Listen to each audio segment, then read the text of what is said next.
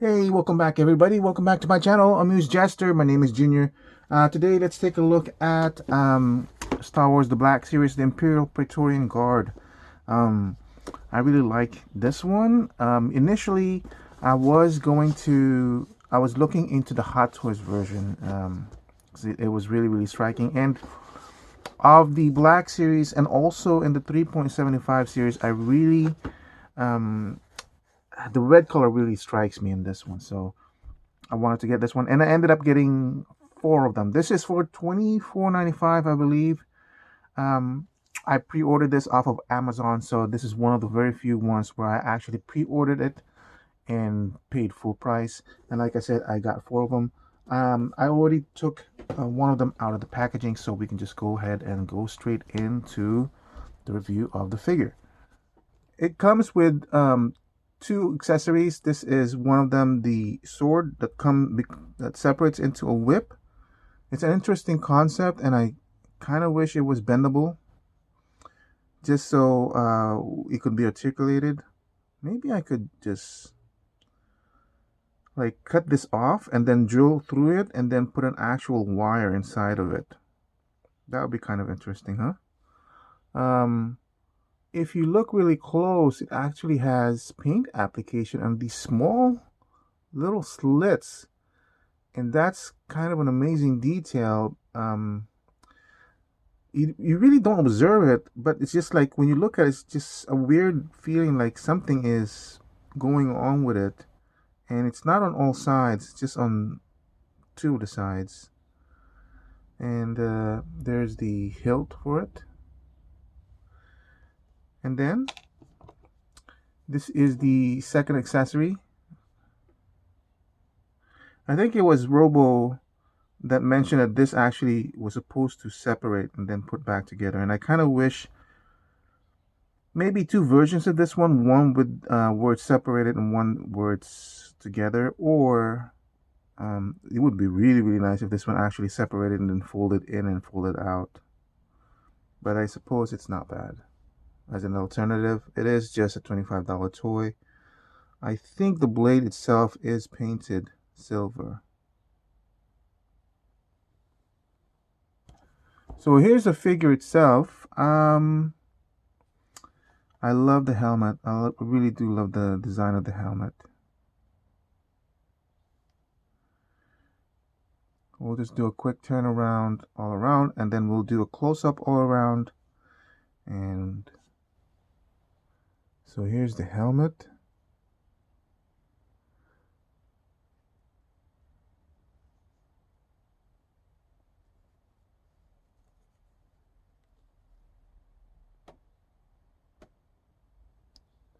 And there's the shoulder pad.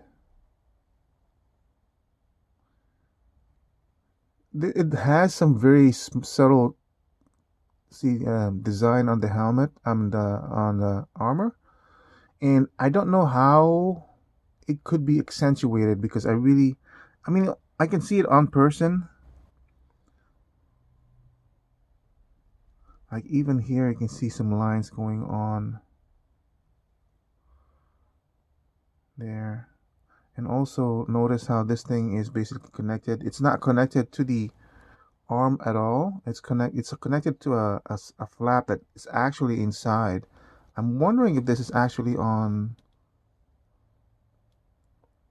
See how it's actually moving in there? I think, yeah, it's actually on a circle that's basically inside. So you can look, you can actually do that if you want to. That's a pretty cool design idea. And we'll take the skirt off. This is interesting. I wonder, yeah, look at that. This whole piece actually connected to the bottom. So if you want, I think you can actually pull this down. See?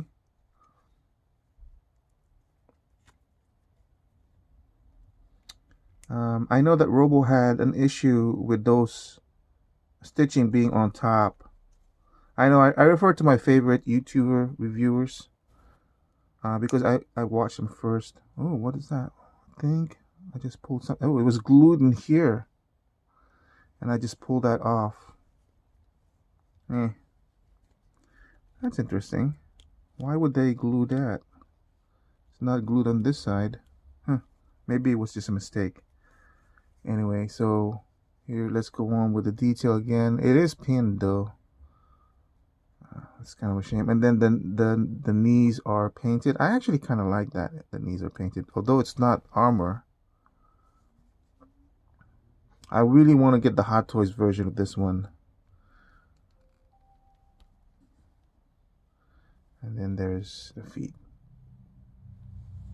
All right, let's take a look at articulation in this one. Really nice head side to side movement. Not a lot on up, but there is a little bit, which is kind of surprising given as how the design of the helmet. A little bit down. I'm glad that they're retaining the, I think it has a ball joint at the bottom, but I'm not entirely sure. It is kind of moving.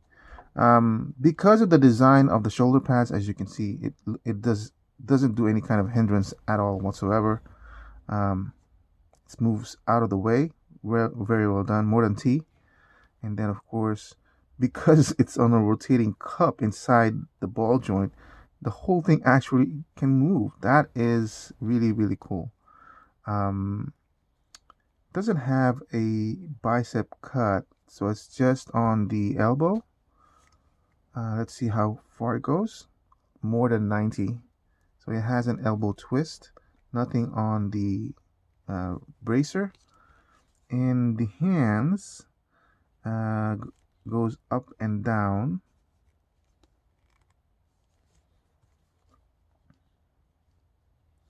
Oh, and then this side goes left and right. So that's cool. So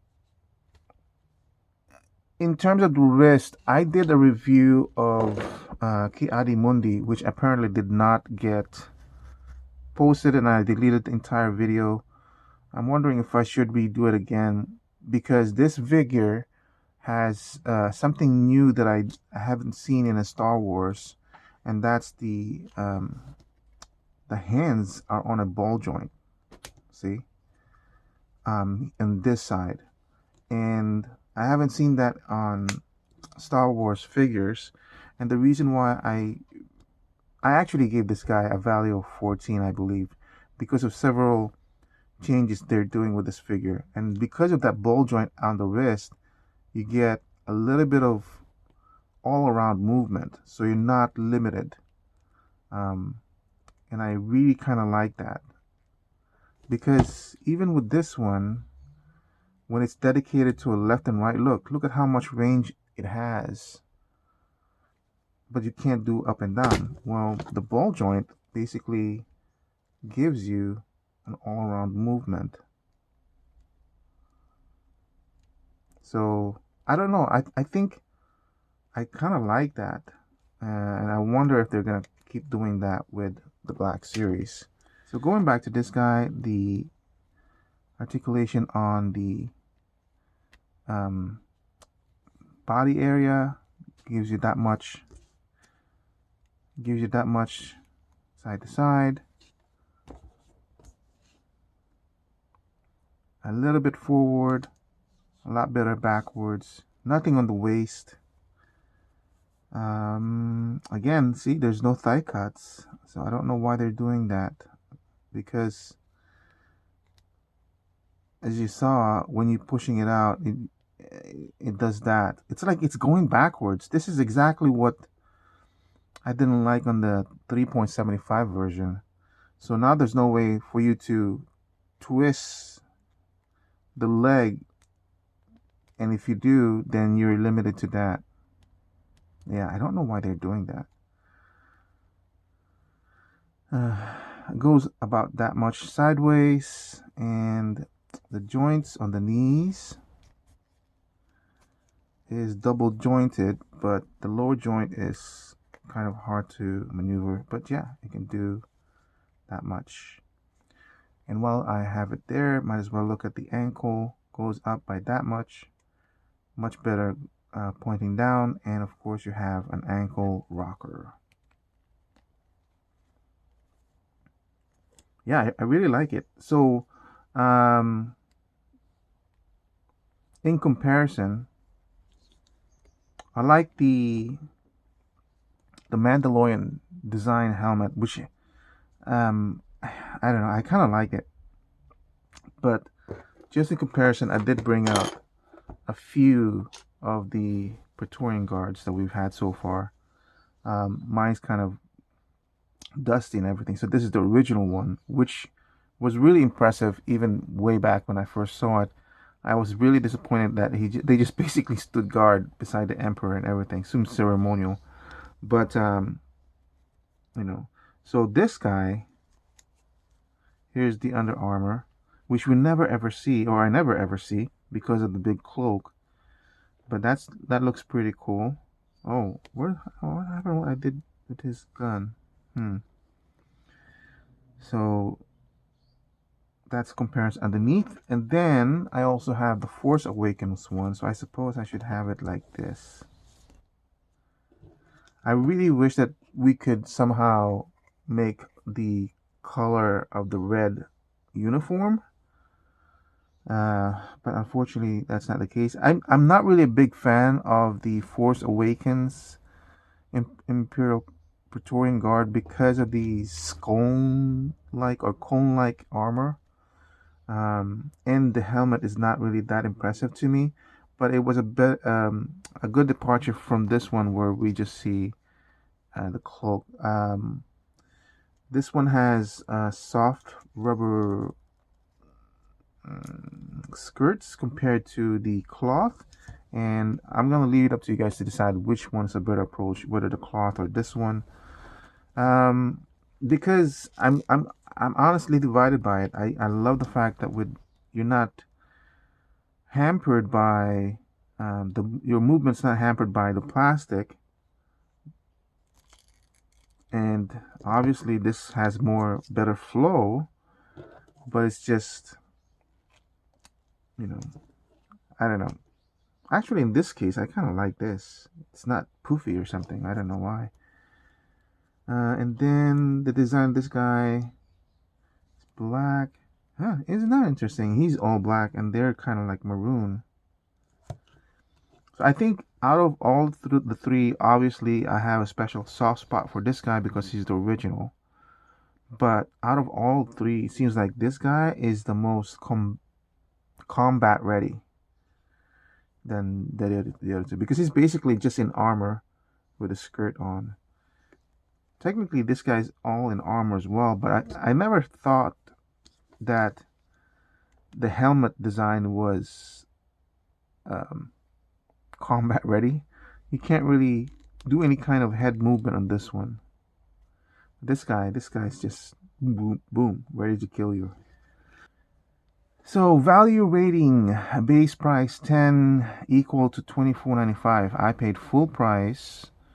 Um, and I bought four of them, and I'm gonna give it a value of 10. It's only because when you're paying full price for a Black Series and you're not really getting a lot of wows, like for example with Ki Mundi with that special wrist peg, it doesn't have anything out of the ordinary that we usually get from Black Series. On top of that, the change in the leg cut articulation is kind of, I don't know why they're doing that. Um, Most of my figures from the Black Series I've averaged at value of 12 because most of them I've gotten at a discount. Whether it's on sale, whether it's a used lot. That's why I was able to give them a higher value than usual. I'm not saying that the value of 10 is bad. I'm saying when you get a value of 10 and the base price is 10, you're basically getting what you paid for and there's no disappointments. Actually, I would even give it a 9.5 because of what they did in the cut on the legs. But I do like the fact of how they do the shoulders, and I really do like the fact of how it looks, and I really like the design of the figure. So if they had retained the thigh cut, I probably would have given it an 11. But right now, you get what you paid for. it's not a disappointing figure. It's gonna stand really great on my display. Obviously, if in the future, if I can find more of them at a lower price, then the value will go higher. And that's it. That's it for my review of the Imperial Praetorian Guard from Mandalore, the Mandalorian. Thank you for watching, and I hope to see you guys again soon. Bye.